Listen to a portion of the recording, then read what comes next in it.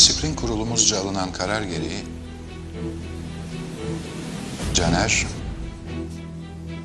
Yetkin, Çağlar ve Ömer'in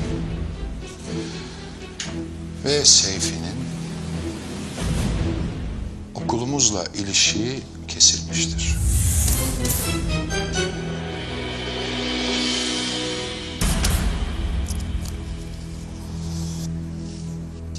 Duru'nun 3 gün uzaklaştırılmasına karar verilmiştir.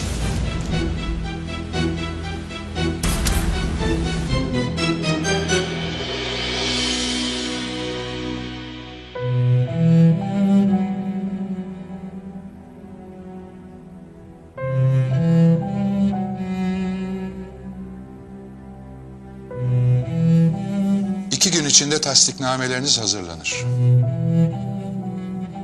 Dönem sonu geldiği için başka bir okula gidebileceğinizi sanmıyorum.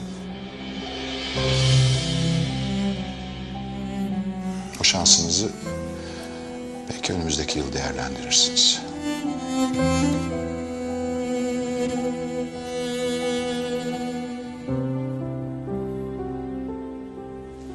Söyleyeceğiniz bir şey var mı?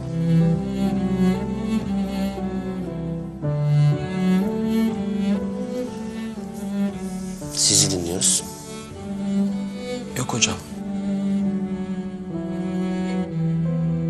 Yok hocam.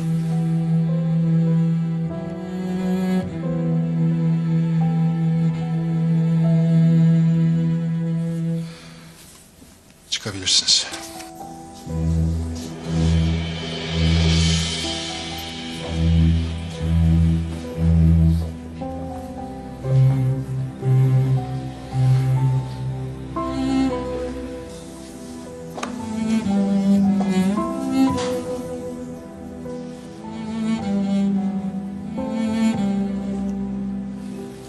Atıldık.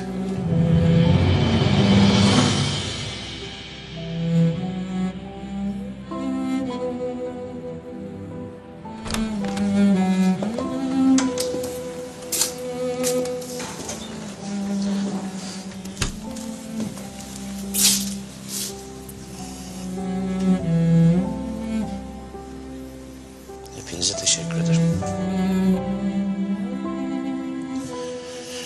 Çok teşekkür ederim.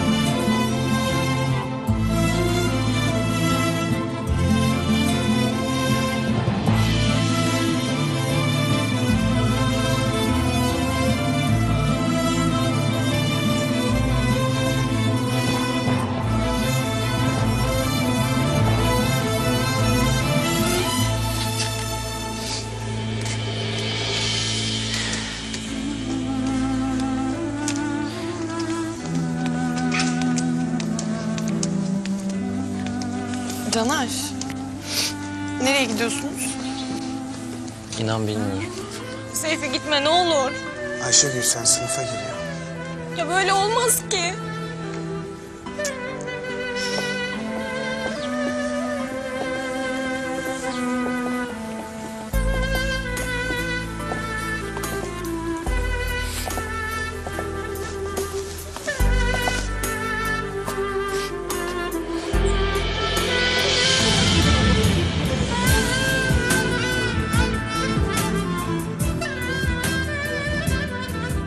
Bu yıl burada geçer mi ya? Zor geçer. Geçer ama deler de geçer. Bizdeki şansa bak. Milleti yan sokaktaki okula gönderdiler. Bizi cehennemin dibine. Ne güzel uzun uzun tatil yapıyoruz derken.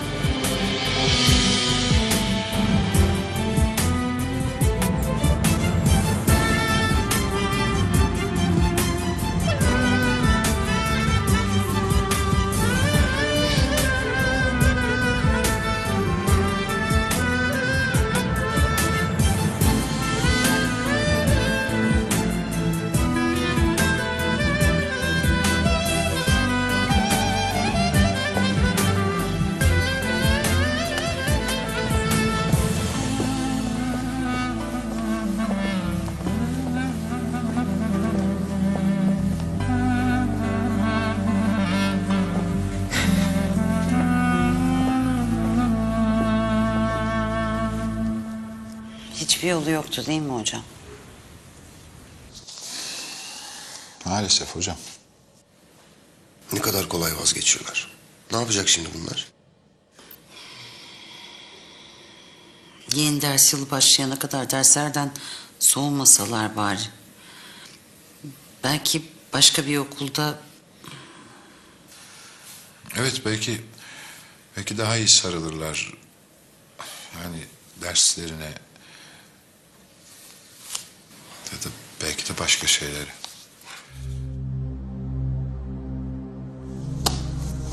Ne bileyim işte.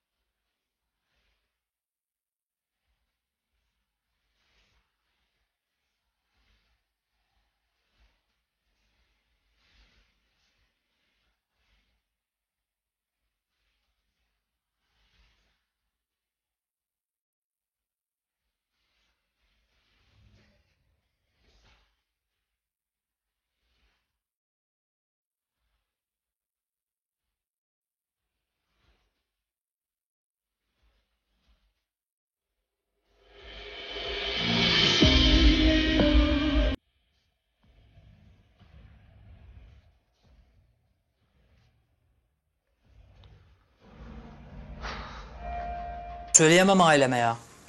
Nasıl söylenir ki? Ablam delirecek. Annemin kalbine iner ya. Abicim söyleyeceğiz bir şekilde. Yani bugün olmadı yarın. Yarın olmazsa öbür gün. Bir şekilde söyleyeceğiz yani. Keşke zamanı geri alabilseydik ya. Arkadaşlar, biliyorum şimdi söyleyemiyorsunuz ama bütün suç benim. Ya kardeşim başlama yine gözünü seveyim. Ya biz de çocuk değiliz. Kabul etmeseydik o zaman. Adam haklı. Ya biz balıklama atlamadık mı bu işe Yetkin? Senin ya da benim fikrim ne fark eder?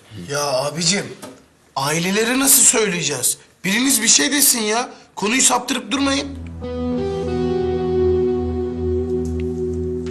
Söylemeyeceğiz abi. Söylemeyip ne yapacağız? Bilmiyorum. Ne bileyim. İş bulacağız. Çalışacağız.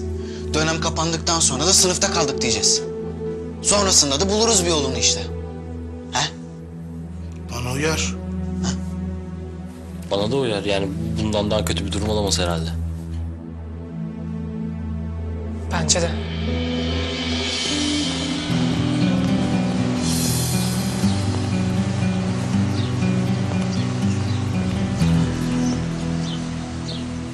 Burası ha? Evet efendim. Yalnız kardeşiniz istimlak parasını alıp cebine indirmiş. Bana bak. Burası okul. Sonra devlet de benim başımı belaya sokma ha. Siz merak etmeyin efendim. Ben müdürle bir konuşayım, geliyorum. Ben gelmeyeceğim mi? Sizin gelmenize zaten gerek yok. Ben bir konuşayım, hemen geliyorum. İyi peki çık. Tamam ben buradayım ha. Hemen geliyorum. Ha iyi.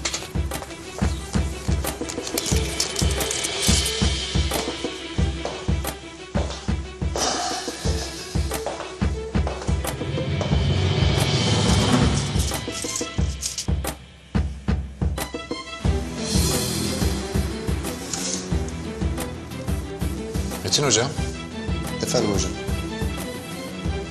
bu adam ne yapıyor böyle? Hangi adam? Şu.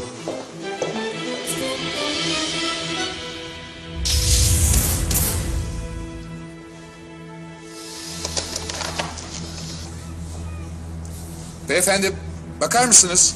Buyur. Hayırdır, ne yapıyorsunuz? Ölçüyorum. Ölçüyorsunuz da niye?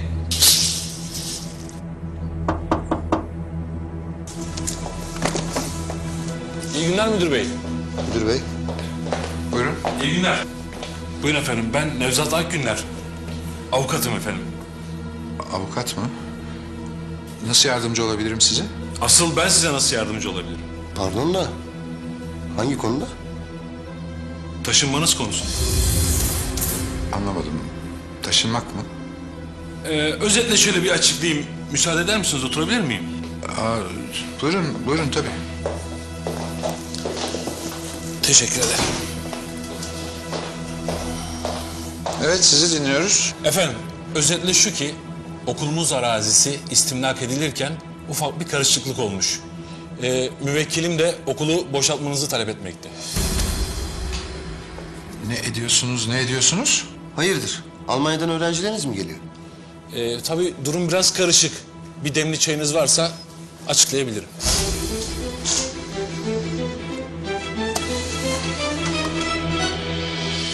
Askerliğini yapmış. İyi de biz daha öğrenciyiz. Atılmadan önce tabii. Dil bilen... Ya o İngilizce derslerini boşlamayacaktık ya. Ne yapsak, çalışsak mı ne? Tabii kardeşim, hemen çalışalım hadi. Mr. and Mrs. Brown in the kitchen. Hayır, bu Brown'lar mutfaktan çıkmıyor ki İngilizce öğrenelim. Değil mi? İnsan bir çıkar, hayata karışır. Neredesin? Mutfaktayım. Near in the refrigeration. Destination and then gone. Californication. Oğlum böyle hayat mı geçer ya? Lan bırak zevzekliği. Yetkin, Efendim? sana bir şey söyleyeceğim ama sakin ol. Ha, sen bankadaki parayı diyorsun değil mi? Onunla iş kuralım falan.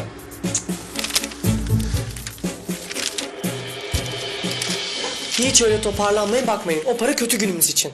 Yetkin, adamı kudurtma. Bugünden daha kötü bir günümüz olabilir mi sence bizim? Allah Allah Caner Bey. Evi tutarken de bugünden kötü gün mü olur demiştin. Bak başımıza geldi. Ya bugünden daha da kötü gün olursa? Ya ben bu Yetkin'i öldüreyim, ne yapayım ya? Ben bunu döveyim, ondan sonra sokakta çöpe atalım. Kardeşim, bunu sıraya koyalım. İlk önce iş bakalım, tamam mı? Tamam, sakin olalım.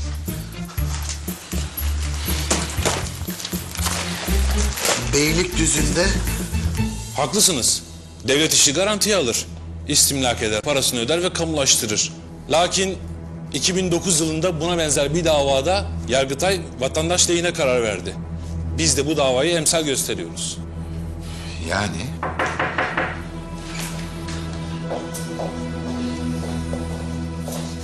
Yani şu efendim, pardon isminiz neydi? Salih. Salih hocam, bu durumu bir an önce halletmemiz gerekiyor. Bu demek oluyor ki Nisan ayı başı gibi okulu boşaltmanız lazım. Tabii milli eğitimle yazışmalar, öğrencilerinizi, öğretmenlerinizi diğer kurumlara göndermek gibi işleriniz. Çık dışarı. Hemen çıkar. Sen değil Galip. Anlamadım. Bunda anlaşılmayacak bir şey yok Nevzat Bey. Çıkın dışarı. Derhal bu odayı terk edin. Daha kaba bir şekilde söylememi ister misiniz? Sizin gibi bir eğitimciye böyle bir davranışı hiç yakıştıramadım. Daha uygun bir dille ben anlatayım mı size Nevzat Bey? Nasıl ya? Ama sizler birer eğitimcisiniz. Sizi üzülerek milli eğitime şikayet edeceğim. Çocuklarımızı kimlere emanet ediyoruz?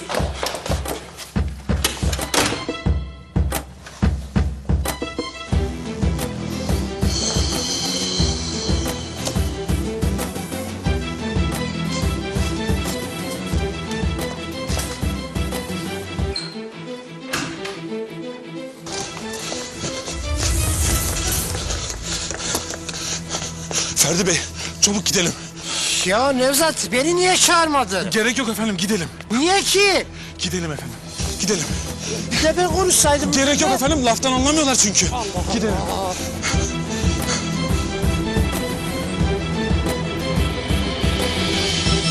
Hayır nasıl oluyor ya? İstimlak ediyoruz diyor adam. Ve ondan sonrası biz hiçbir şey nasıl yapamıyoruz? Ben anlamadım. Evet. Merhaba arkadaşlar.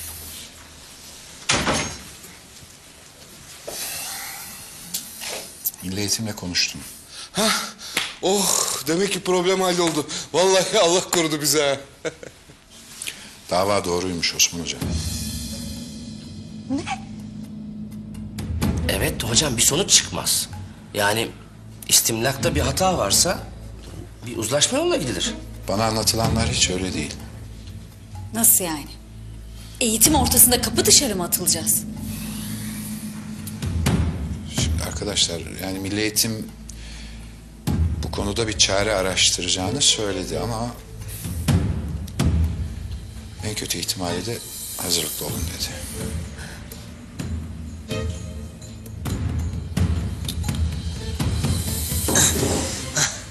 Oh, sanki hipermarket açıyor ya. Taşı taşı bitmedi arkadaş.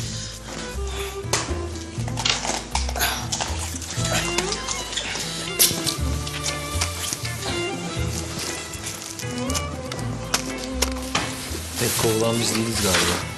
Rıfat abi ne yapıyor ya? Hayırdır inşallah.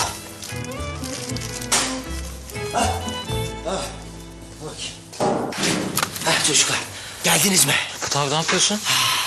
Kafemi Ferdi Alçağan'a karşı savunuyorum. Evet, az laf çok iş. Hadi kaldırıyoruz hepsini hadi. Koş.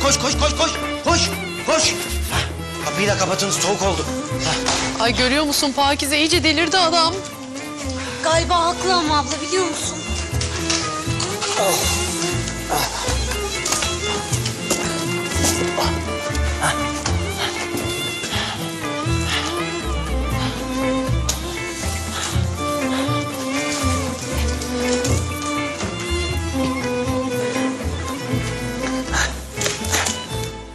Evet, güzel oldu güzel. Rıfat abi sence biraz abartmadık mı? Abartmadık. Peki abi.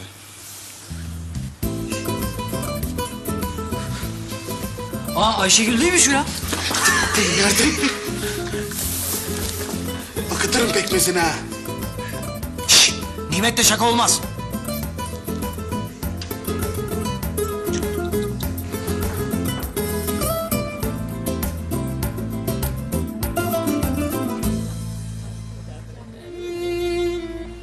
Oğlum babam duyarsa var ya kıtır kıtır kesecek beni. Bittik biz var ya bittik. Ya Ayşegül.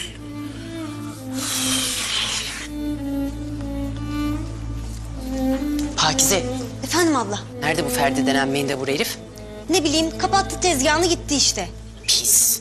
Kim bilir kimin ocağına incir ağacı dikiyor, nalet. He vallahi. Biliyor musun Pakize? Ben böyle adamların sırf iyi insanlar cennete girsin diye yaratıldıklarını düşünüyorum. Niye biliyor musun? Yani böylelerine sabret, garanti cennetliksin, kayıtsız şartsız yani. Gerçekten mi abla? Pakize, Abla ben var ya kesin gidiyorum. Allah'ım şükürler olsun. iyi bana da yer ayırt 2 kişilik. Hay Allah'ım, el deliye ben akıllıya hasret ya. Çaylar geldi. Cennete gidiyorum. Acele etme Pakize.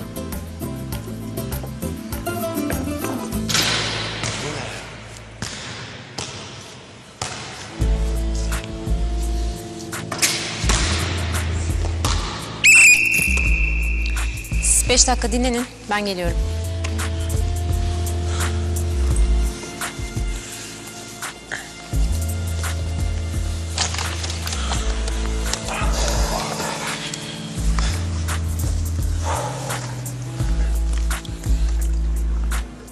Çocuklar, eğri oturup doğru konuşalım.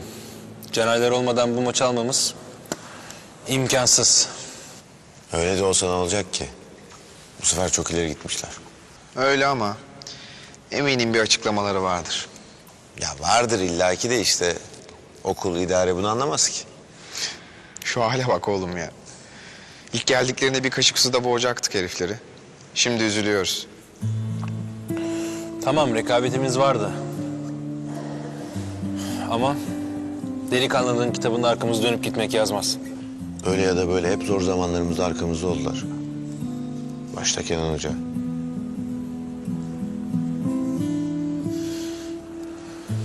O zaman antrenmandan sonra gidip konuşalım. Öğrenelim şu işin aslını. Aynen.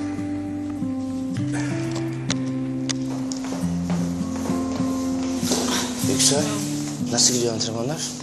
Nasıl gitsin? Neredeyse takımın tamamını kaybettim. Yedekler de çok zayıf. Ne yapalım? Yapacak bir şey yok. Yani rakip takımın antrenörünü tanıyorum. Adam çok hırslı. Çocuklara da o yönde baskı yapıyor. Genelde psikopat sporcular yetiştiriyor. Yani anlayacağın o adamın yanında işimiz çok zor. Kazanamayız kesin diyorsun. Yani bu kadroyla kazanamazlar. O zaman da Poyraz'ın hukuk, Bahadır'ın da spor akademisi hayalleri suya düşer. Kader. Hocam, öğretmenler odasında acil toplantı yapılacak. Salih Bey sizi çağırıyor. Hayırdır inşallah. Hayırdır inşallah.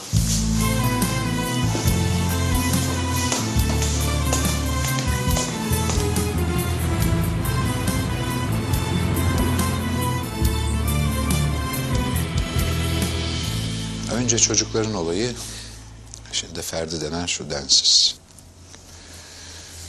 Durum hiç iç açıcı görünmüyor arkadaşlar. Hocam aklım almıyor. Yani diyelim ki bir şekilde bir yanlışlıkla bu istimlak meselesi olmuş bulundu. Peki bu Ferdi denen adam yani bu kadar gencin istikbaliyle hangi cüret ve cesaretle oynayabiliyor? Oynuyor işte hocam. Hatta oynamaya da devam ediyor. Peki hocam mümkün mü böyle bir şey? Zehra hocam olmuş işte, yani nasıl olduysa bir şekilde olmuş. Hatta Milli Eğitim hemen okul için yeni bir yer bulup inşaata başlayabileceğini söyledi. Ama bu süre içinde nasıl bir çözüm bulacaklar ben de bilmiyorum. Yok hocam, yani böyle bir tane densizin, terbiyesizin biri yüzünden biz bu kadar çocuğumuzu ortada bırakamayız. Bırakamayız değil, bırakmamalıyız. Bakın arkadaşlar, Milli Eğitim'deki arkadaşlarımız ellerinden gelen çabanın azamesini gösterecektir. Bize düşen de oturup kararı beklemek.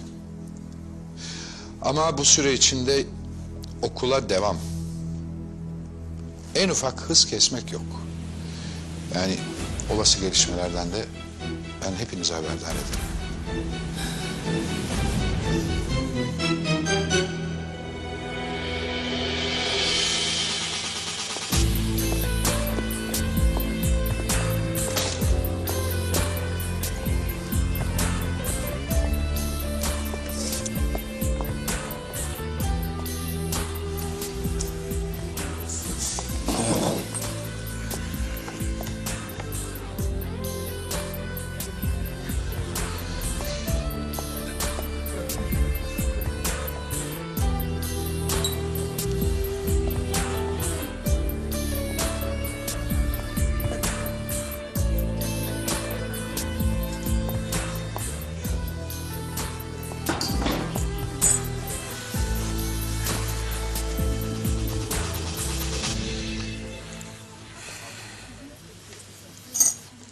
İyi etmediniz be oğlum.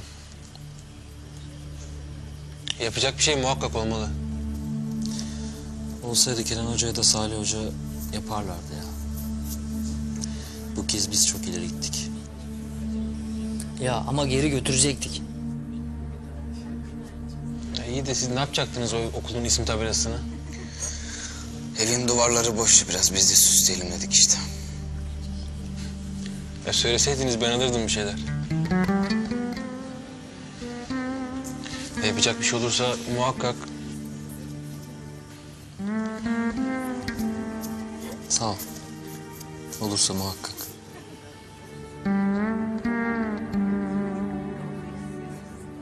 Benim işe dönmem lazım. Çaylar bende. Hadi beyler. Biz de toparlanalım. Eve gidip.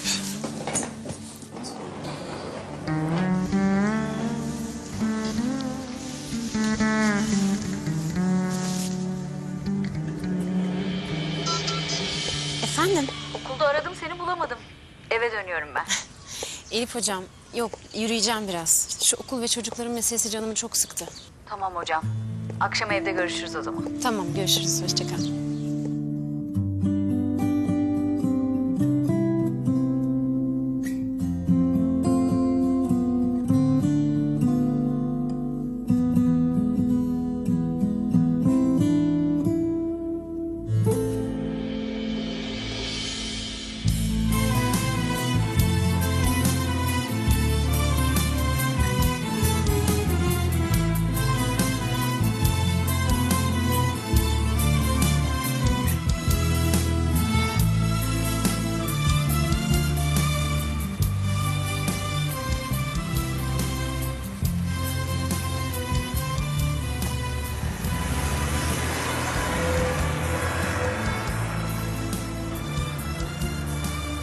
Bir şey mi oldu?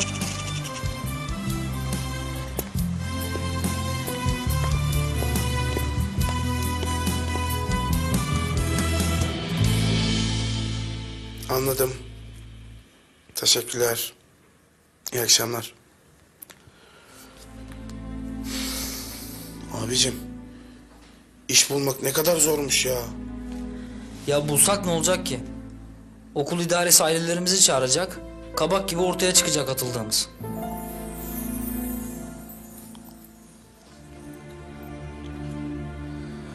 Oğlum ne günlerimiz geçti şu evde ya.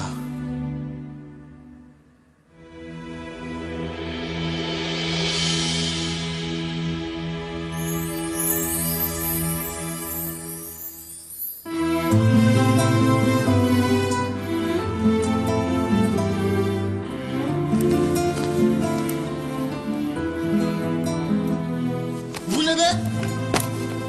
Yataktaki insan sayısı Çin'in nüfusunu geçmiş. Evet abicim geçmiş. Doğru söylüyorsun geçmiş. Geçmiş ama neden geçmiş bir sor. Tamam soruyorum Çağlar. Derdiniz nedir sizin? Hı?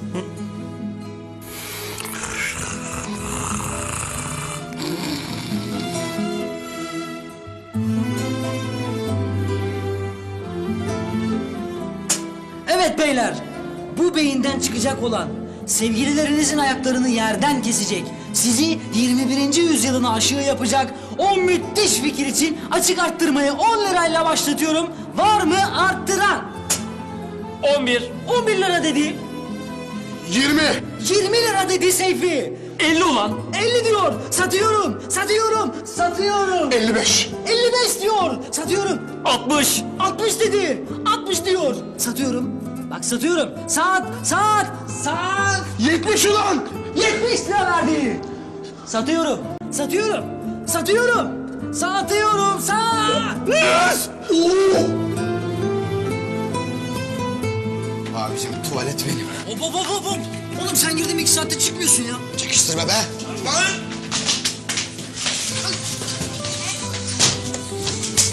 Ya çabuk çık bari ya. Oğlum ben niye kız oldum ya? Sen Ayşegül'sün sus. Ya rica edeceğim bana Ayşegül deme kardeşim ya. Aranızda konuşmayın. Çağlar, şu an o kadar komik görünüyoruz ki. Son, 2, 3. Ta-te-ti. Oğlum niye ayağıma basıyorsun oğlum ya? Özür dilerim Ayşegül'cüğüm. Ya hala Ayşegül diyorsun ya. Rica ettim ama değil mi kardeşim? Ekşimizi kavruyoruz. Bu dans ne zor bir şey. İstemiyorum tamam ya ben... Ya hocam tamam ben dans etmem deyip o zaman kaderizm yolundan gideyim. Gerek yok böyle şeylere zaten. Ya arkadaşlar okuldan atıldık. İnanmıyorum size ya. Siz hala ev için dertleniyorsunuz. Ya kardeşim bir sus ya. Şu evdeki son dakikalarımızın tadını çıkartıyoruz. Ne var yani?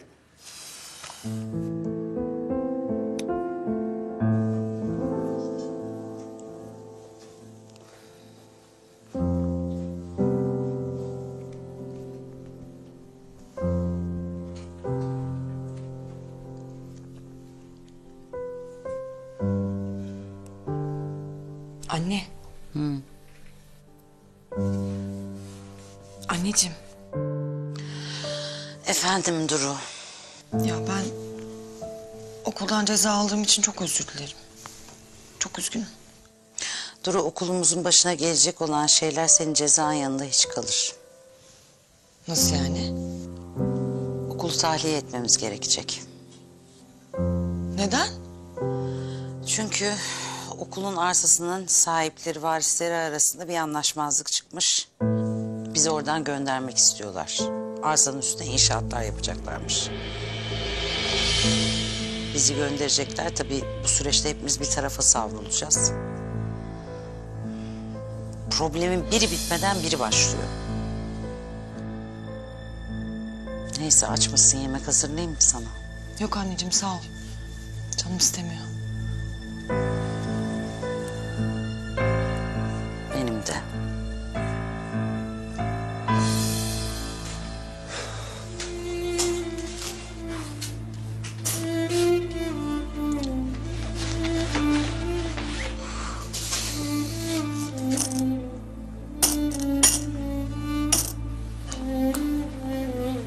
Caner.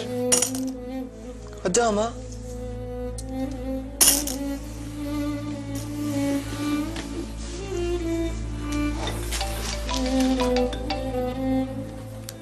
Efendim? Caner, buluşabilir miyiz? Tabii. Ama sesin biraz kötü geliyor Duru. Caner, çok acil bir durum var ve bunu yalnızca siz çözebilirsiniz. Tamam, geliyorum. Tamam. Tamam, hadi görüşürüz. Duru, acil görüşmemiz lazımmış. Çıkıyorum ben.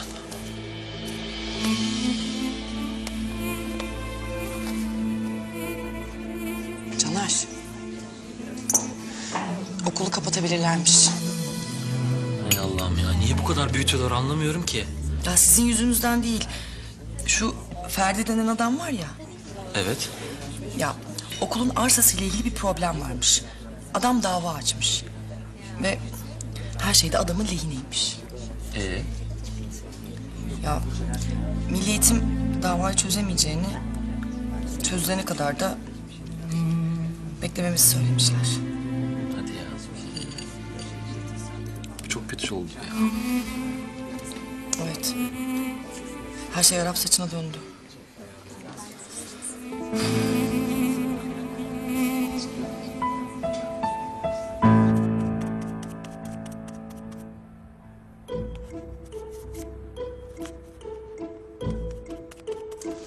Kıvırcığım. Vallahi de okumuyor, billahi de okumuyor. Neyi ya? Gazeteyi. Eniştem gazeteyi okumuyor. 2 saattir aynı sayfaya bakıyor Kıvırcığım ya. Ay çocuklara üzülüyor değil mi? Tabii ya. Etle tırnak gibi oldular. Kolay olmayacak tabii ki. Enişte! Enişte! Bak duymuyor, görüyor musun? Alo! Ne var ya? Eşi sen iyi misin? Biraz canım sıkkın Aynur. Bu çocukların durumuna, bir de okulun başına gelene. Ne oldu ki? Adamın teki çıktı. Bu okulun arazisinin istimlakında bir problem mi varmış, ne varmış? Okulu boşaltacağız galiba. Nasıl ya? Basbayağı işte. Şimdi ev kalır da tabii. Ben gider gelirim artık. Dönemin ortasında Yusuf'u okuldan almayalım.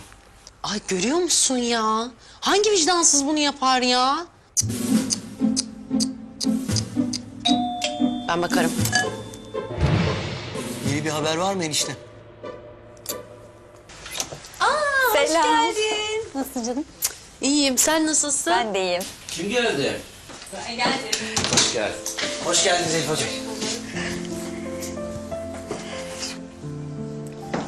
Hoş geldin. Hoş bulduk. Geçsene. Ayakkabılarıyla girdi. Rıfat'cığım hadi biz de bir mutfağı ziyaret edelim. Ah, Oturuyorduk ne güzel salatalık yiyecektik daha. mutfağa geçelim. Orada kaynaşırsınız hıyarlarla. Hadi canım gel. Gel. Ne yaptın? Vallahi şimdi sırası mı bilmiyorum ama Söyle söyle. Bugün kabus gibi bir gün zaten. Alışığım. gelirken Pelin'e uğradım. Konuştuk biraz. Olur böyle şeyler dedim. Gençlik aşkı yaz yağmur gibidir. Çabuk geçer. Sonra arkana dönüp baktığında güler geçersin dedim. Ben bu sözlerin hiçbir işe yarayacağını sanmıyorum ama. Vallahi mantıklı davrandı. İkna oldu gibi geldi bana ama. Umarım öyledir. Umarım.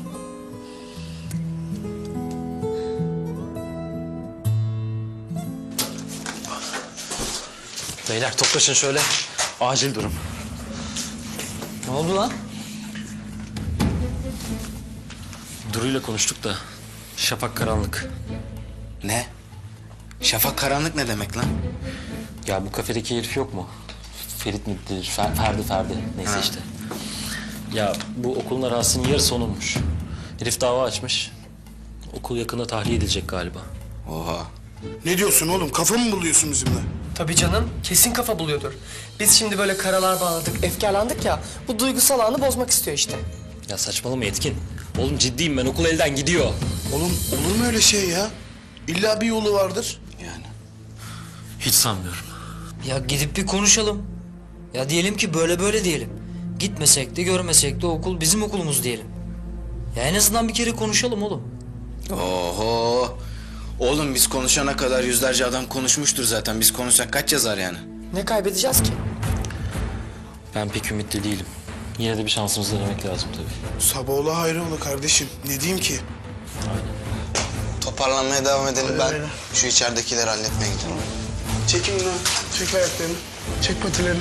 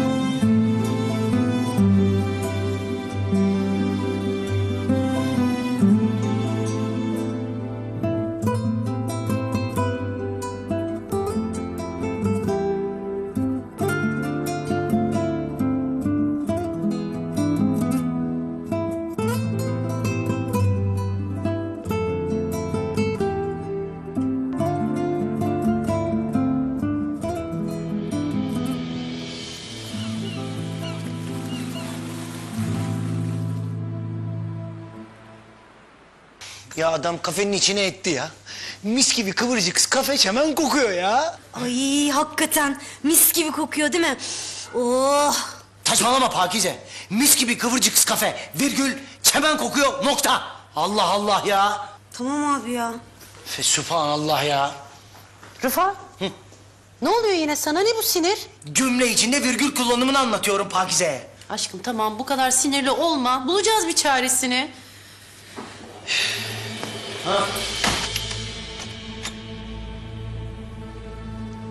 Cümleten günaydın. Ha, geldi, çaresi geldi. Buyur, bana mı dedi? Ne öyle gözlerini devirdin bakıyorsun?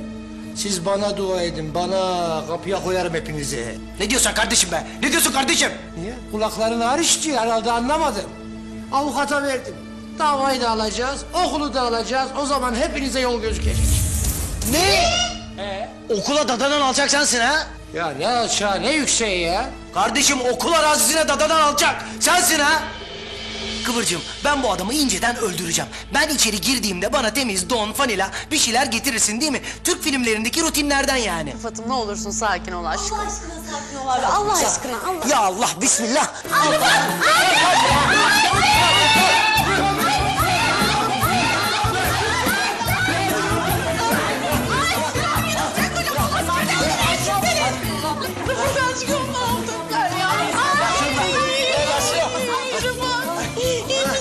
Ay şuna bak nasıl atıyor kalbi kuş gibi. Miko benim.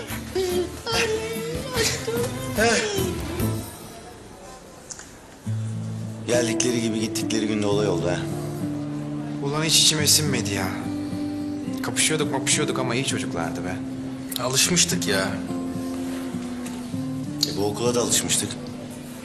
Beyler, durum pek de iç açıcı değil. Hepimizi ayrı yere gönderecekler.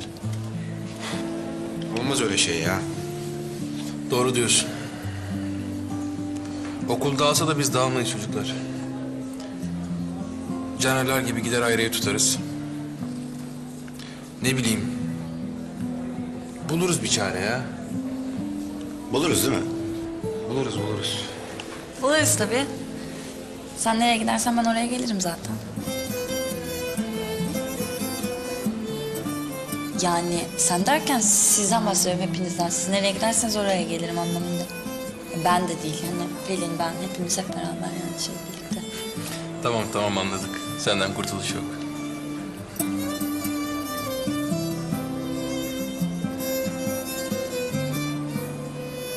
Hocam, Hayırdır? Karadeniz'de gemileriniz mi battı? Zayiat fazla galiba. Ya ne bileyim, Caner'lerin gidişi, okulun hali. Yani moraller sıfır. Çıkmadık candan ümit kesilmezmiş. Hadi gelin ter atalım biraz.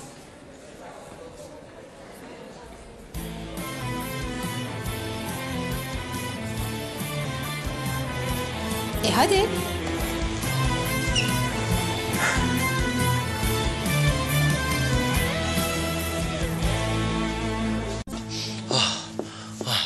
Ulan bırak abi dur. Bırakın lan bırakın. Geliyorsa gelsin. Geleceği varsa göreceği de var be. Ya bırakın. Bırakın boğazlayayım ben bu adamı ya. Vallahi Aynur'un dediği gibi dünya bir mikroptan kurtulur ya. Bırakın boğazlayayım ben bunu ya. Ya da bırakın o beni boğazlasın ya. Bu gudubeti içeri atarlar böylece ya.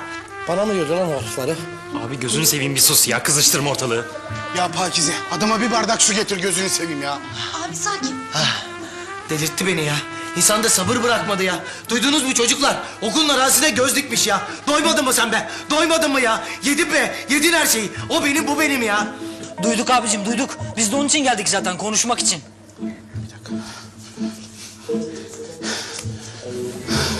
Ferdi abi. Bak, abi diyorum, saygımı bozmuyorum. Yine diyeceği sende. Okul diyordunuz. Muhatabı benim sor. Bu kaç? 3 niye ki? Şuurun kapalı mı açık mı ona baktım abicim. Sen ne yaptığını zannediyorsun abicim ya? Sen ne yaptığını zannediyorsun? Okulun bitmesine birkaç ay kalmış. O okulda kaç tane öğrenci var? Senin haberin var mı? E'si şu. Eğer sen orayı boşaltırsan yüzlerce öğrenci yersiz yurtsuz kalacak. Üniversite sınavına girecek kaç öğrenci yerle yurtla uğraşacak bir adam? Ya konsantrasyon sıfır olacak be sıfır. Nasıl uğraşacaklar be nasıl? Uğraşırlar koçum. Uğraşırlar. Saatleri, sağlıkları yerinde olsun uğraşırlar. Abi tamam da 4 duvar bir çatıdan ibaret bir yer değil orası. Ya bir ton öğrencinin gönül bağı var o okulla. Ben öyle gönül bağı falan anlamam. Ben bir tek desi bağlarını bilirim. Abi bak cidden sen çok farklı bir yerden bakıyorsun şu an. Yani çok alakasız bir noktadasın. Vallahi ben diyeceğimi dedim kardeşim. Hem ben şimdi dışarı çıkacağım. Esnaf adamım, alacak şeylerim var. Bana bak şu bastırmalara, sucuklara göz kulak olun ha. Allah bastırma. Eğer bastırmalardan, sucuklardan yerseniz bunların hepsi sayılı. Parasını şu kırmızı kafaya verin. Şşt, sana söylüyorum. Hesabı senden bilirim ha. Hadi eyvallah. Yek kişi ya. Neyse tamam çocuklar. Boşuna nefes tüketmeyin ya. Çattık vallahi çattık ya. Ben de böyle oluyor hocam. Böyle sıkılınca hemen hop mideme vuruyor. Afiyet olsun hocam. Ya hiç olmadı böyle. Çok özleyeceğim. Ben de. Ben de çok özleyeceğim sizi, öğrencileri, okulu. Aslında ben okuldaki hijyen seviyesinden bahsediyordum. Yani uğraşıyorsun, hijyeni bir noktaya kadar getiriyorsun. Ondan sonra puf elinden gidiyor. Hadi başka bir okula git, sıfırdan başla mücadeleye. Yani ilahi hocam. O burada okul dağılıyor, siz neyin derdindesiniz ya? Ya ben kasvetli havayı dağıtmak amacıyla bir espri, bir şaka yapayım dedim onun için. Hocam gofret. Ne oldu hocam? Sağ elimle tutuyorum, sol elimle mi tutayım? Şimdi ona mı taktınız? Isırabilir miyim hocam? Ben yedim. Yani emin misiniz? Evet. Tamam. Hocam bu okulda sadece öğrenciler değil, biz de birçok şey öğrendik.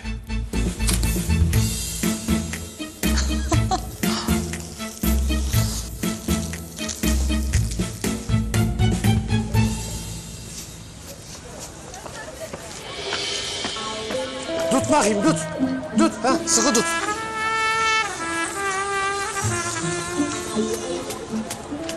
Bırak şimdi.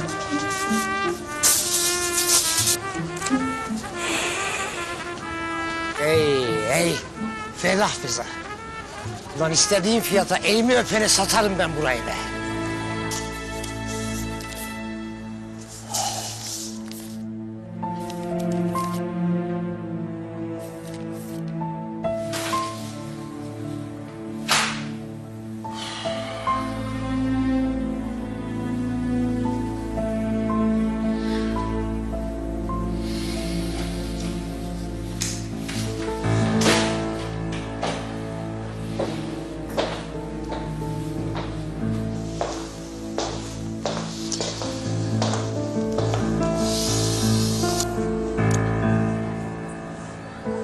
Ama yok.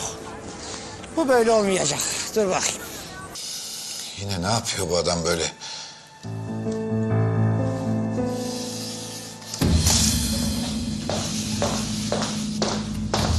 Çocuğum ne demek dönem ödevini yapmamak?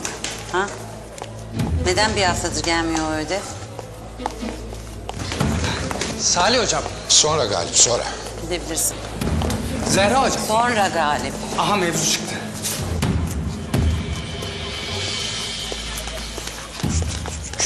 Ne yapıyorsun sen burada? 352, 353. Hiç arazimi ölçüyorum. 353, 353. Bana bak, hemen çık dışarı. Yok ya. Dağdan geldim, bağdakini kovuyor. Kaçtı? 353. Asabımı bozma benim, çık dışarı. Yok ya. Asabını bozmayacak. Bana bak kardeşim. Davayı kazanırsam o zaman siz çıkacaksınız dışarıya. Bak ben sana bir şey diyeyim mi? Elimi öpene burayı satarım. Hem de istediğim fiyata. Ha ister yazıdınız diker, ister gökdelen diker, ister süvit yapar. Ondan sonrasına ben zaten karışmam. Tamam kardeşim, karışma. Dava sonuçlansın, o zaman gelirsin, anladın mı? Öğrencilerimin de, öğretmenlerimin de huzurunu bozmaya hakkın yok. Yok ya, huzursuz etmeye hakkım yokmuş. 253. Asıl siz beni huzursuz ediyorsunuz. Mal benim be. Bana bak, sen gidiyor musun, gitmiyor musun? Varsayalım gitmiyorum. 353. Ya 353 ne be kardeşim? Arazinin metrekaresi 353. Müsaade eder misin hocam? Pardon. 1024. He? 572, 768, 1437, 1253, 1648, 1072. Galip ne yapıyorsun sen? Hocam bakın görün ben ne yapıyorum. Ya birader senin bu sayı kaçtı acaba? He sayı o 600... Ya adamda akılda bırakmadınız, unutturdunuz rakamı ya. Bana bakın, bana bakın. Ben şimdi gidiyorum ama var ya, dönüşüm muhteşem olacak. Hepiniz göreceksiniz. Hadi canım, hadi anam, hadi. 300, 500, 300, 500.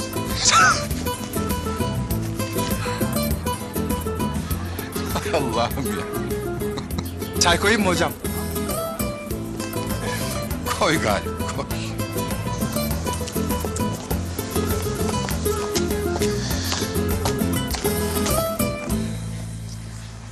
Olmayı da eşyaları toplarken var ya... Çok kötü oldum ya. Ceketi çantaya koyarken bakıştık. Kiminle? Ceketle. Hani önde solda arması var ya okulun. Önder Tolga. Ne bileyim böyle çantaya koyarken bir kötü oldum ya. Hakikaten ya. Sanki var ya hep o okulda okumuşum. Hep o evde oturmuşum. Öncesi yokmuş gibi. Aynen. Her güzel şeyin bir sonu varmış abicim. Hayır ne halt edeceğiz o da belli değil.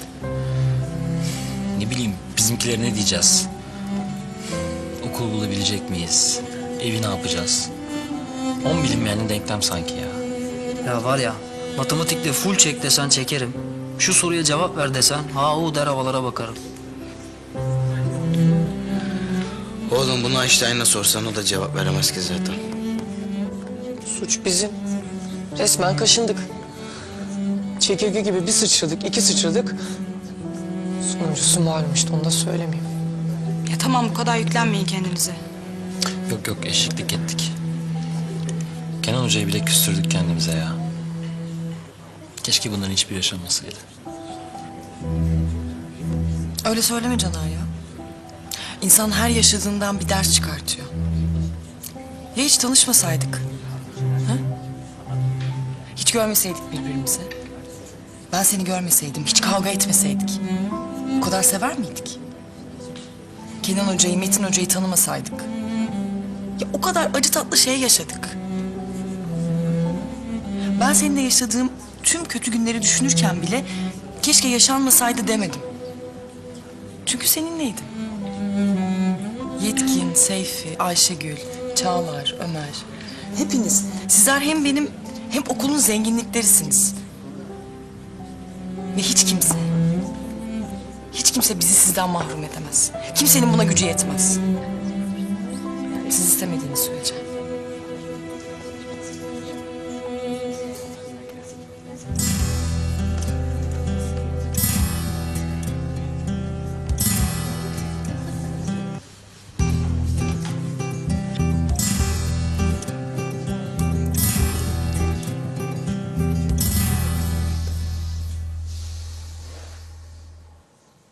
Küçükken babam kumdan kale yapmayı öğretmişti.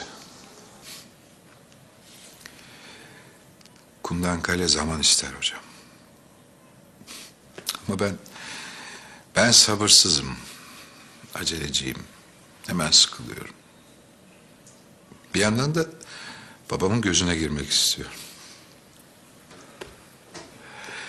Sonra bir gün sabahtan oturdum. Böyle kocaman, dev gibi bir kale yaptım. O gün deniz de o kadar sakindi ki. Ama sonra birden bir kocaman dalga çıktı. Tam da babam kaleye doğru gelirken.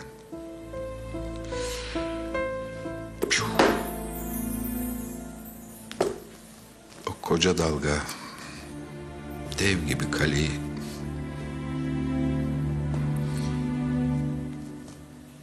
bir anda silip götürdü. Hocam, biliyorum siz çok emek verdiniz. Yani tabii hepimiz emek verdik bu okula ama sizinki bir başka. Yani siz evinizden çok hep okulda vakit geçirdiniz.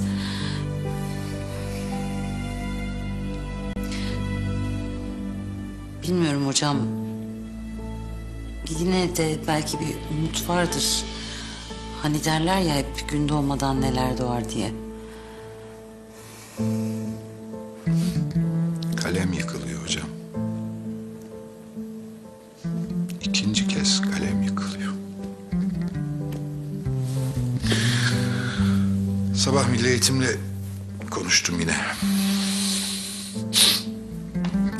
İşimiz mucizelere kalmış. Öyle demek ki. Hayat ne tuhaf değil mi hocam?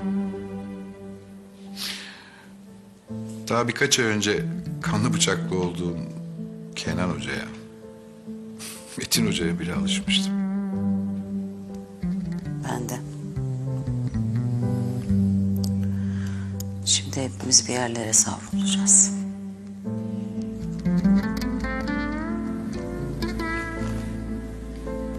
Evet. Ve bazı şeyler de yarım kalacak.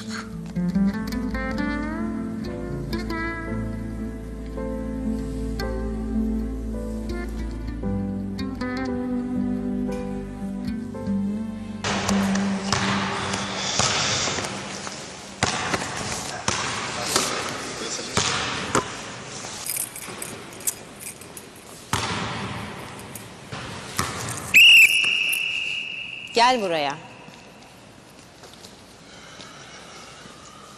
Ya beyler, yürümek isteyen sahile gitsin. Ne bu haliniz ya? 70'lik ihtiyar çağırsam sizden iyidir. Ya koç, maçı kazansak ne olacak, kazanmasak ne olacak? Ne? Yalan mı koç? Hadi maçı kazandık diyelim. Ertesi gün okul tahliye olursa ne olacak? Boşa kürek çekiyoruz. İyi. Çok güzel. Baştan havlu atın o zaman. İsterseniz maça da çıkmayalım. Biz umutsuz vakayız diyelim. Neden? Çünkü okul dağılır diye. Tabii. Ya da ne bileyim yarın dünyaya bir meteor düşer. Belki hepimize birden araba çarpar. Belki şöyle olur, belki böyle olur. Ya belkilerle hayat mı gider? Bana bakın. Yarın ya o maça çıkın ya da çıkmayın. Ben de sizi adamdan saymayayım. Gidin şimdi.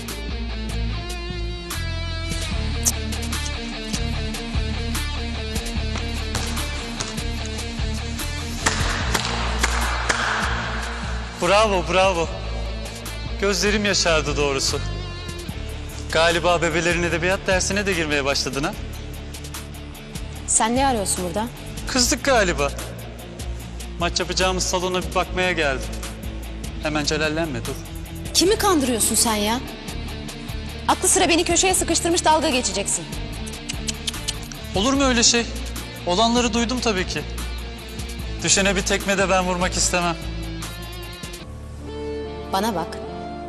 Ben düşmedim. Biz düşmedik. Bunu aklından çıkarma. O okulu ben birinci bitirdim, sen ikinciydin. Bu hep böyleydi. Maçta görüşeceğiz seninle. Görüşeceğiz. Görüşeceğiz.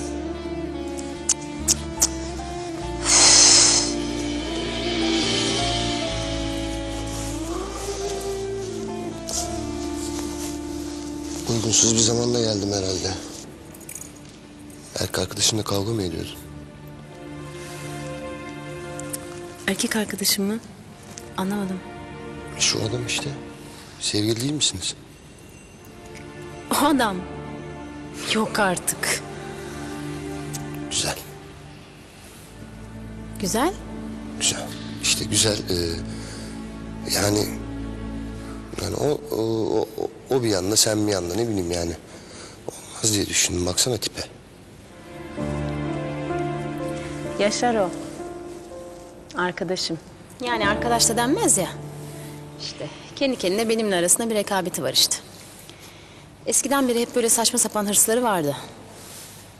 Yarın karşılaşacağımız takımın koçuymuş. Durumları da öğrenmiş. Aklı sıra bana laf sokacak işte.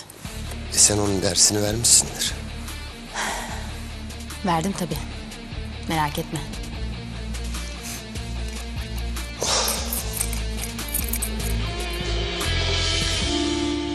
Gençler, ne yapacağız bu Freddy Ferdi'yi ya? Yani Kıvırcık kafe işletmelerinin tabelasını değiştirip M Sokağı kabusu kafesi koyacağım ben ya. Allah Allah, adam çöreklendi gitmiyor bir türlü ya. Abi yapacak bir şey yok valla. Adam diyor dediğim düdük, düdüğüm dedik. Yani. Bu böyle değildi galiba ya. Salak. Ya bari giderek okulumuza bir yararımız dokunsaydı ya. Hani o kadar boş işe kafa çalıştırdık. Şimdi böyle bir şey gelince fıs balon söndü. Oğlum illaki vardır bir yolu. Ulan koskoca Önder Tolga Lisesi kapanacak mı şimdi ya? Var. Bana bırakın öldüreyim ben. Ben içerideyken Aynur bana bakar. Siz de Aynur ablanıza bakarsınız, öyle geçinir gideriz. Ya Rıfat abi saçmalama gözünü seveyim. Benim aklıma bir şey geliyor aslında. Aha. Siperlere saklanın beyler. Ayaklı suç makinesi çalışmaya başladı. Allah Allah. Bundan 2 dakika önce okulumuzu kurtaralım, belki bir yararımız dokunan diyen sen değil miydin Caner Efendi? Hı? Kardeşim tamam bendim. Bendim de yani benim artık kotam doldu. Ben daha fazla suç işleyemeyeceğim. Yani yok soygunculuk yok. Bitti bende bitti. Ya oğlum bırak. Çocuk anlatsın planını. Anlat kardeşim. Niye de anlatsın? Cinayeti gördüm. Ne? Arkadaşlar yapacak bir şey yok. Bu iyice kafayı yedi. Hepimize geçmiş olsun. Abicim cezai ehliyeti olmadığı için hırsızlıktan ceza filan almaz. Okula geri döner diye düşünüyorum. Yani ben böyle düşünüyorum. Oğlum sen ne saçmalığın farkında mısın? Ya arkadaşlar gerçekten saçmalamıyorum. Ne olursunuz beni bir dinleyin. Bana hak vereceksiniz sonra. Şimdi şöyle oluyor.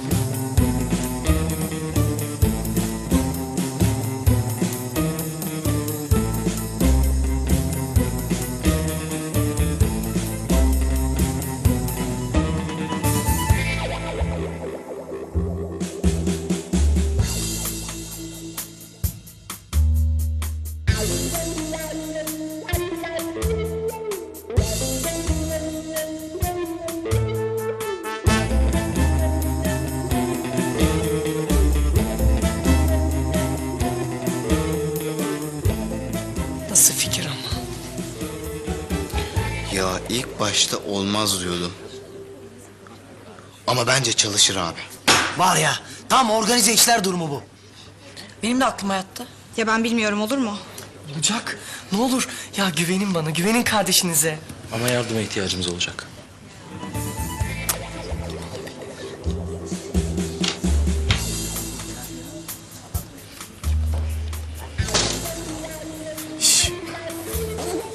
Selam beyler.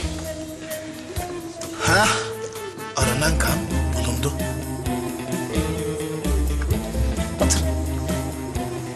Çek bir sandalye.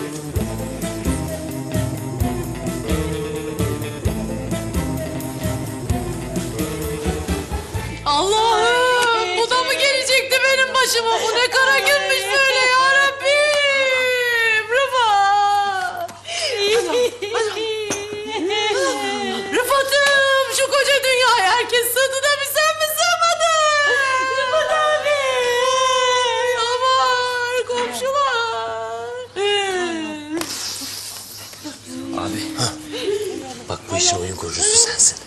Tek bir hatanla bütün plan alt üst olur. Saçmalama. Rıfat Sancaklı'nın böyle büyük vazifelerde hata yaptığı nerede görülmüş? Nerede görülmüş? Bilmem. Hiçbir yerde. Hiçbir yerde ya. Sizi emlakçı canavarından kurtaran kim? Ben. Yurt müdürü taklidi, okul müdürü taklidi kim yaptı ha? Ben baya oyuncuymuşum aslında. Evet abi. Evet.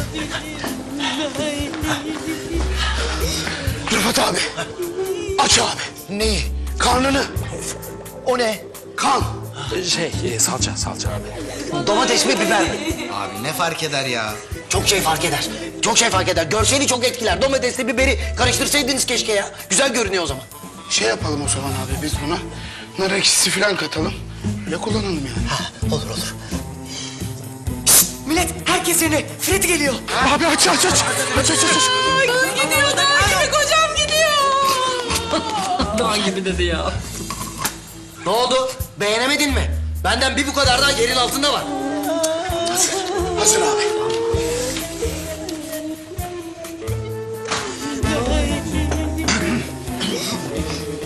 Nasılsın yeğenim, iyi misin?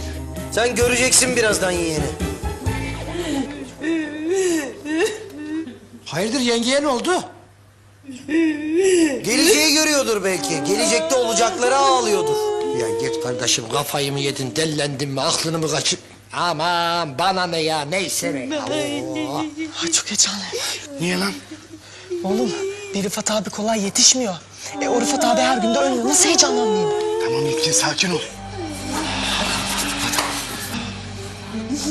Rıfat gitme. Kıvırcığım ne yapıyorsun sen ya? Ne yapayım kocamla vedalaşıyorum. Ya Kıvırcığım bir çuval incir berbat edeceksin. Yürü git sakin ol.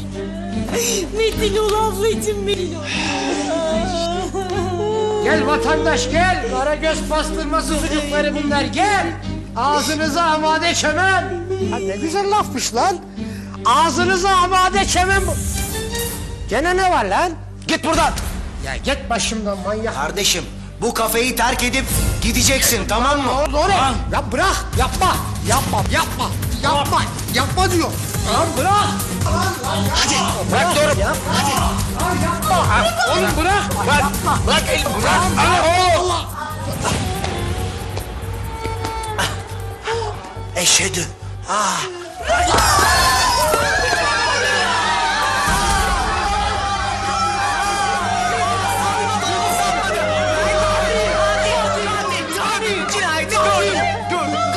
Ne yaptın sen? Ne yaptın? Adam öldürdün. Katilsin sen artık katil. Vallahi bırak. Yandın sen. En az 20 yıl yersin. Ya ben de polis arayayım. Kızlar siz gidin kapıya da bu alçak katil kaçmasın buradan. Dursun pis. Katil. Rıfat abi öldürdün sen. Katil. Rıfat abi. Canavar.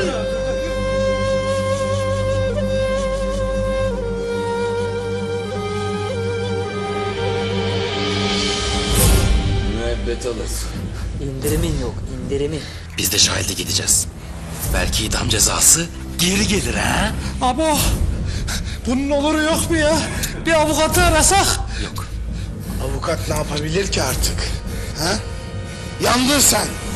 Eğer 18 yaş altı olsaydın az ceza alırdın. Yasak mı? Öyle mi? Öyle abi öyle tabii. Siz kaç yaşındasınız? Şahsen ben 17 yaşındayım. Yani siz benden daha mı az cezalısınız? Kafeyi ve okulu rahat bırak, suçu üstleneyim. Yapma kardeşim, kıyma gençliğine yazık. Bu katil zanlısını koruma. Kardeşim, ben katili korumuyorum kardeşim. Sizleri koruyorum, geleceğinizi. Sizin için kendimi feda ediyorum. Bana bak Ferdi Efendi. Okulu ve kafeyi rahat bırak, suçu üstleneyim. Tamam. Bir düşüneyim olur mu? Tamam, bir düşüneyim. Tamam abicim. Sen bir düşün. Bir karar ver. Biz de sana 3 gün mühlet verelim. 3 ama. Tabii düşün ya, hiç problem değil. Zaten birazdan polisler gelecek. Bismillah.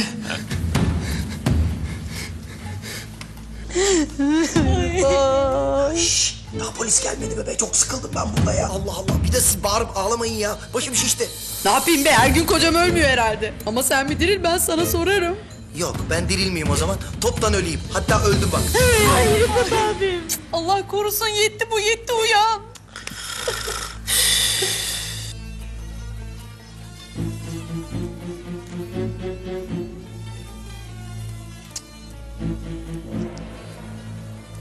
Allah Allah, nerede kaldı bu kız?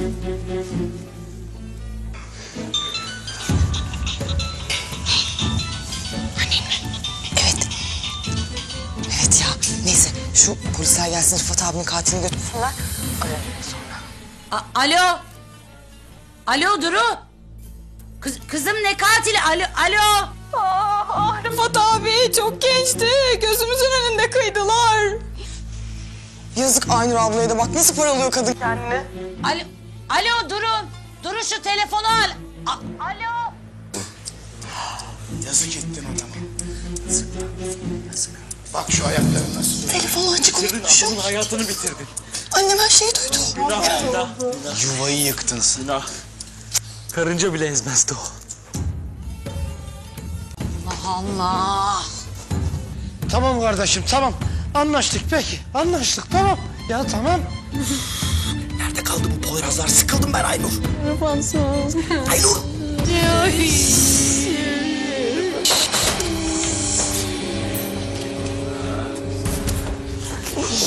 Hop. Nereye?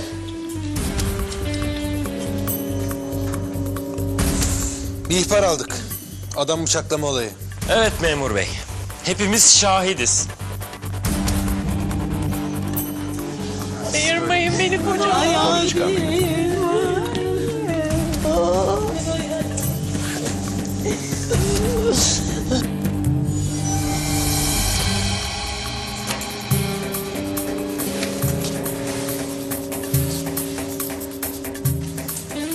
Komiserim ölmüş. Ölmüş be. Salak salak konuşma.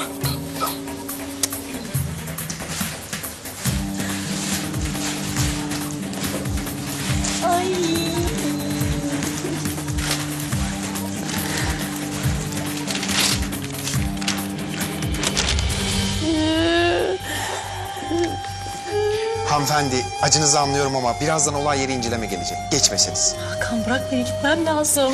Bir memurla nasıl konuşulması gerektiğini bilmiyorsunuz sanırım. Lütfen oturun. Ya sen manyak mısın? Bıraksana beni. Lütfen diyorum. Ablacığım metin ol. Pakize, Rıfat'ın gazeteye alerjisi var. Yüzünü çekmemiz lazım onu.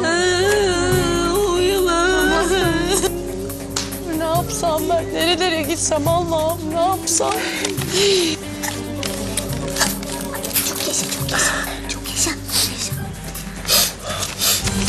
Böyle korkunç bir cinayeti kim işlemiş olabilir?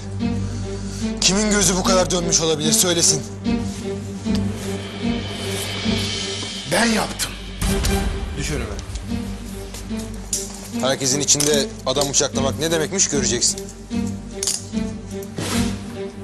Kızım ağlasana. Aman ben ne yaparım? Nerelere giderim? Kaldım bu yana yaban ellerde. Allah'ım neden? Abartma.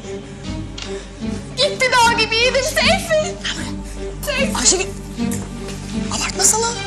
Buradaki herkes gerçeğin şahidi. Ayrıca elimizde kamera kayıtları da var. Eğer yarın davayı çekmezsen Senin davan görülmeye başlayacak. Ayrıca mahkeme bunca tanığı da görmezlikten gelmez. Bilmem anlatabildik mi? Bir dakika kardeşim. Bir dakika. Bir dakika bekleyin. Alo Nevzat. Ne koçum benim he? Nevzat çek oğlum çek okulun davasını geri çek lan. Lan geri çek sana ne geri çek he? Geri çek hadi.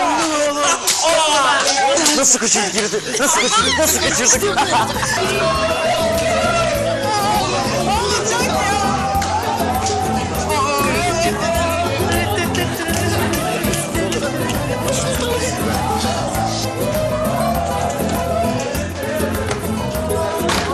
Çocuklar durun.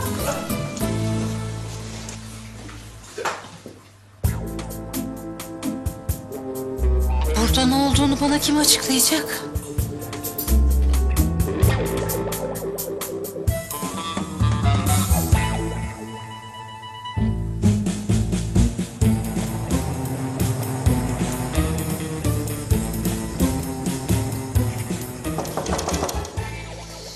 Girin.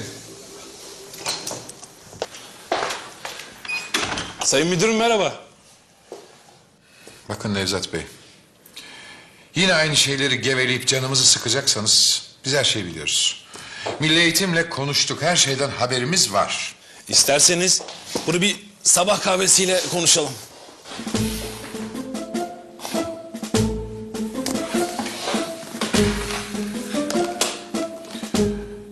Galip bir acı kahve. Acı değil efendim, şekerli.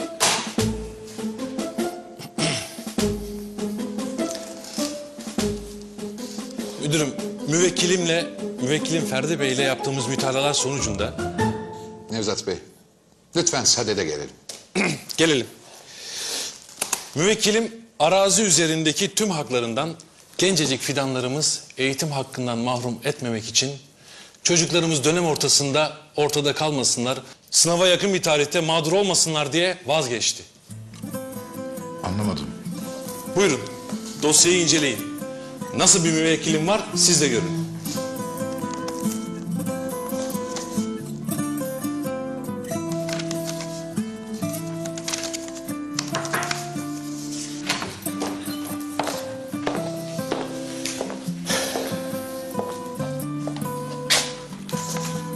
Galip ne yapıyorsun? Ben orta şekerli içerim, bilmiyor musun? Kahve avukat beyin.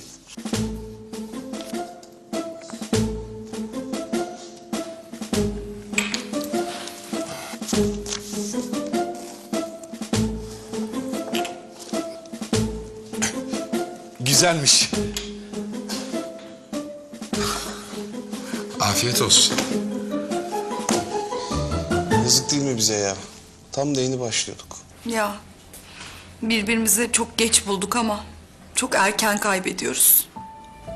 Böyle senede bir gün falan bir araya gelsek, eski günlerden bahsetsek. Ay evet, aynı Türk filmlerindeki gibi değil mi? Bizi bu duruma getiren kadere lanet olsun. Ay vallahi ince hastalığa tutulacağım ya.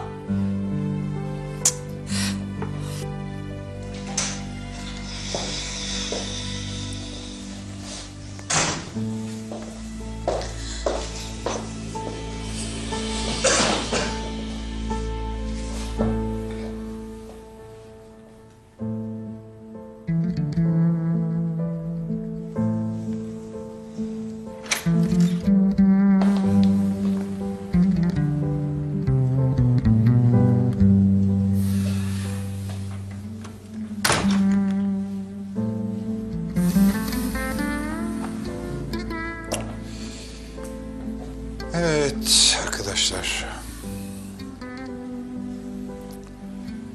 Nasıl söyleyeceğimi de bilemiyorum.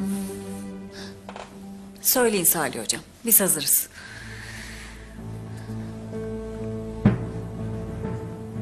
Tamam.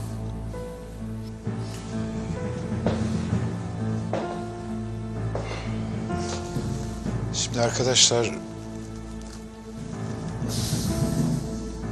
Durum şu.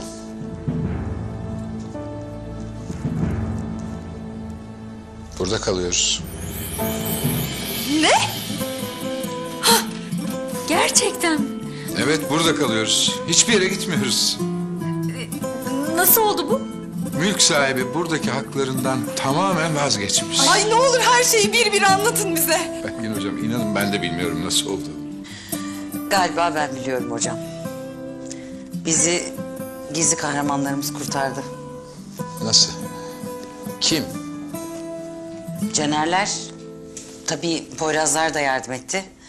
Dün Rıfat'ın kahvede adamı ikna etmek için Rıfat'ı öldürdüler. Ne? Canım gerçekten öldürmediler tabii. Oyun icabı. Uzun hikaye. Başından anlatmam lazım. Ya aklımızı aldınız burada.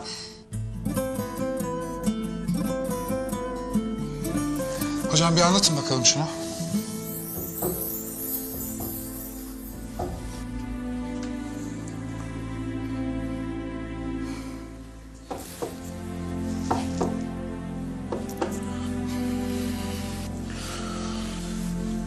Hadi beyler.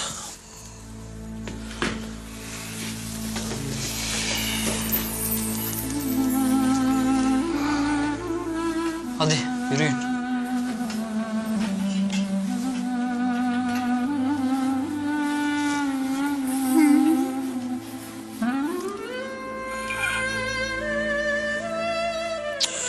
Aman Yetkin, aman ya. Sakın ha. Bakın kapıdan dışarı çıkana kadar kimse ağlamasın, tamam. Sonra bakarlar serbest.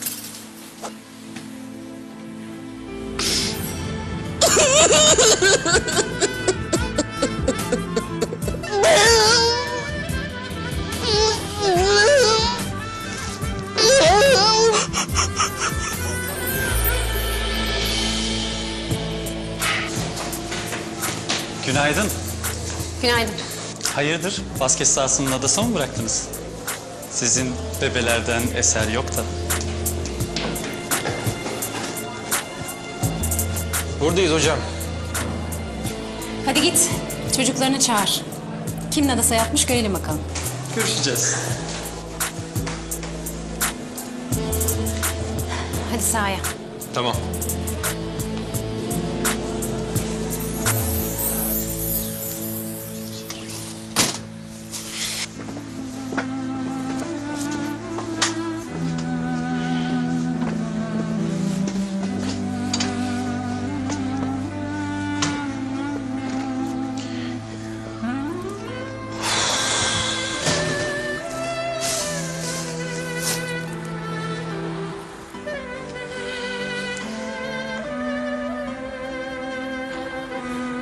Ya ben buradan gitmek istemiyorum.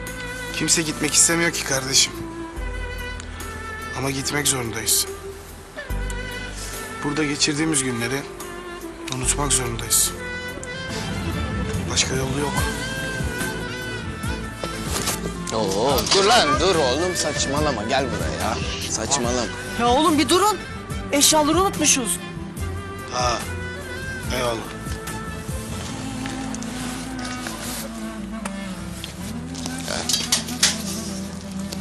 Hadi biriniz yardım etsin. Allah Allah ya. Sen yardım et madem. Kardeşim. Ben o eve girersem bir daha çıkamam.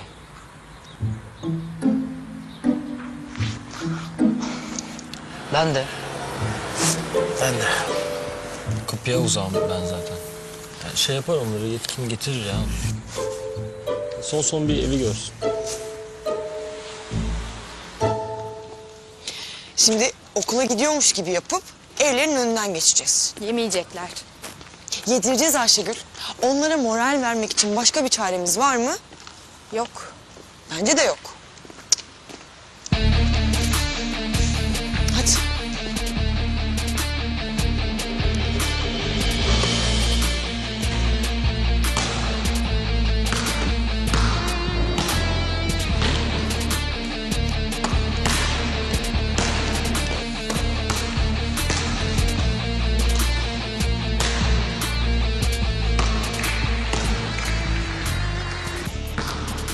Hadi bakalım. Burası kuşatılmayı bekleyen bir şehir. Siz de savaşçılarsınız. Gerçi rakibiniz çok cılız. Bir fiskeyle yere düşecek kadar cılızlar. Ama olsun. Siz yine de onları ciddiye alın. Bir savaşçıya da ancak bu yaraşır. Hadi göreyim sizi aslanlarım.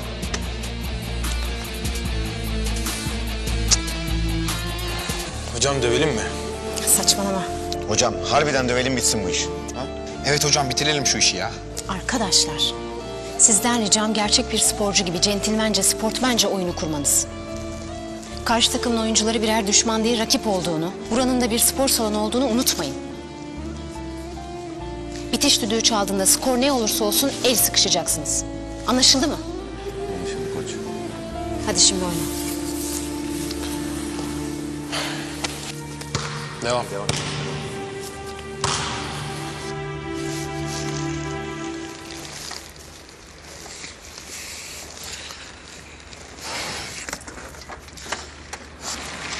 Oo! Taksiye binecek paramız mı var sanki? Ya Allah cezanı vermesin Yetkin. Allah cezanı vermesin. 40.000 liralık varlık içinde yokluk yaşatan Yetkin. Bize bu sırtımızdaki yüklerle bize para yüzü göstermeyen Yetkin. Suç makinası hain, kalleş Yetkin be. Aa, Duyuyorsun değil mi Yetkin Efendi? Duy. Kendini arkadaşları için paralayan Yetkin. Vay yiğidi. Vay emekleri boşa giden kardeşi. Bizzat arkadaşları için çalışıp arkadaşları tarafından aforoz edilen Yetkin. Vay anam kurban Yetkin. Ya kalk lan kalk. Lan oğlum Yetkin. Sen şu halinle cuma namazı çıkışlarına gitsene, iyi para kaldırırsın, Kur'an çarpsın. Allah Allah ya. Nasılsınız? İyi değiliz. Biliyoruz. Kalk lan. Hadi.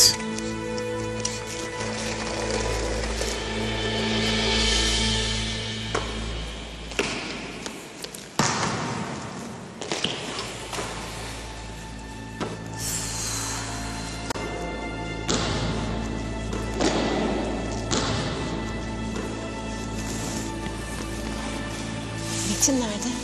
Salih Bey çağırmış. Canerlerle ilgili konuşacak galiba. Öyle mi? Çocukların morali nasıl? Görüyorsun işte. Yerlerde.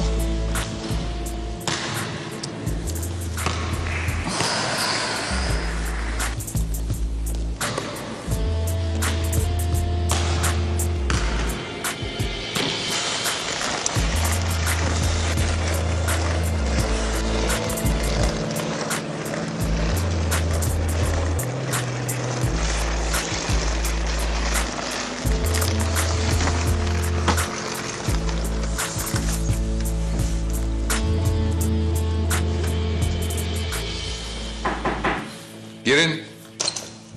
Hocam buyurun. Metin hocam, sizden bir şey rica edebilir miyim? Tabii buyurun. Rica etsem Canerleri bulup okula getirir misiniz? Canerler derken şu tasdikname verip gönderdiğimiz öğrenciler mi? Yo. Hocam? Metin hocam, ben kimseye tasdikname falan verdiğimizi hatırlamıyorum ki. Üstelik okulumuzu Ferdi denen o illetten kurtaran öğrencilere tasdikname değil, ödül vermemiz gerekmez mi? Haklısınız hocam. Hocam lütfen acele edin, hiç vaktimiz yok. İyi günler hocam. Sayenizde iyi günler olacak hocam. Kolay gelsin.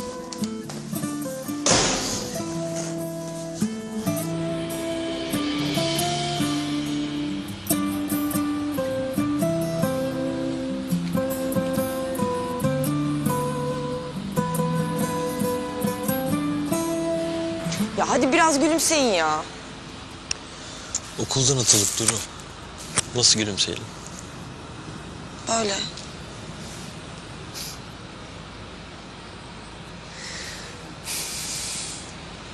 Bizde gülümseyecek hal mi kaldı ya? Ben şu an içime ağladığım için birazdan boğulabilirim. Ay aşkım ya, içine mi ağlıyorsun sen? Ya ben sana bununla buradan bir vuracağım. İçine kanayacaksın ha. Hakikaten ha. Benimle uğraşmazsanız sevinirim. Sevgilimi üzmezseniz ben de sevinirim ayrıca. Of. Ayrılık vakti. Hadi.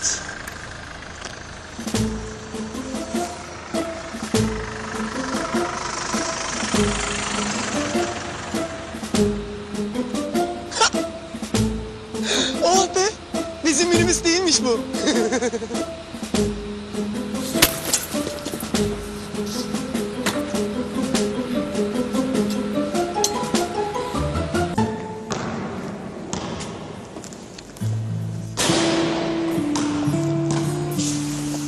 Ne oldu? Ne dedi Salih Hoca? Hiç evrak işleri. Çocukların morali sıfır. Hayat bu. Kazanmak da var, kaybetmek de. Zamanla öğrenecekler. Tabii tamamen ümidi kesmek olmaz. Ne demek istiyorsun? Zamanla anlarsın. Hadi gelin bakalım.